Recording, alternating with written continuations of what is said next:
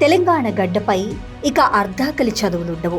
2026-27 బడ్జెట్లో విద్యార్థుల సంక్షేమమే లక్ష్యంగా ప్రజాప్రభుత్వం భారీ కేటాయింపులు చేసింది. ప్రీ ప్రైమరీ నుంచి ఇంటర్ వరకు సరికొత్త పథకాలకు శ్రీకారం చుట్టింది. ప్రధానంగా 20 లక్షల మంది విద్యార్థుల కోసం చీఫ్ మినిస్టర్ బ్రేక్ఫాస్ట్ పథకం తీసుకురాబోతున్నారు. ఇందుకోసం 560 కోట్ల రూపాయలను కేటాయించారు. అటు 10వ తరగతి వరకే ఉన్న మధ్యాహ్న భోజనాన్ని ఇకపై ప్రభుత్వ జూనియర్ కళాశాలలకు విస్తరిస్తూ 70 కోట్ల రూపాయలు కేటాయించారు. ఇక మౌలిక సదుపాయాల విషయానికొస్తే యంగ్ ఇండియా ఇంటిగ్రేటెడ్ గురుకులాల నిర్మాణానికి ప్రజాప్రభుత్వం ఏకంగా 5,000 కోట్ల రూపాయలను కేటాయించి పనులకు మరింత వేగం పెంచింది. అలాగే 1000 మంది దివ్యాంగ ఇంటర్ విద్యార్థులకు ఉచితంగా 3-వీలర్ స్కూటీలను అందించబోతుంది. సాంకేతిక విద్యపై ప్రత్యేక దృష్టి సారిస్తూ 57 పాలిటెక్నిక్ కళాశాలలను అడ్వాన్స్డ్ టెక్నాలజీ సెంటర్స్ ఏటీసీలుగా మారుస్తున్నారు.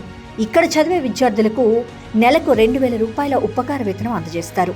వీటితో పాటు విదేశీ ఉపాధి కోసం మరొక 50 కోట్ల రూపాయలు కేటాయించారు. విద్యార్థుల ఉజ్వల భవిష్యత్తు కోసం ప్రజాప్రభుత్వం వేసిన ఈ ముందడుగు రాష్ట్ర విద్యా వ్యవస్థ ముఖ చిత్రాన్ని మార్చబోతుంది. గౌరవ సీఎం శ్రీ రేవంత్ రెడ్డి గారి ఆలోచనల నుండి పుట్టిన అద్భుత పథకాలు రేపటి పౌరుల భవిష్యత్తుకు భరోసానిస్తున్నాయి.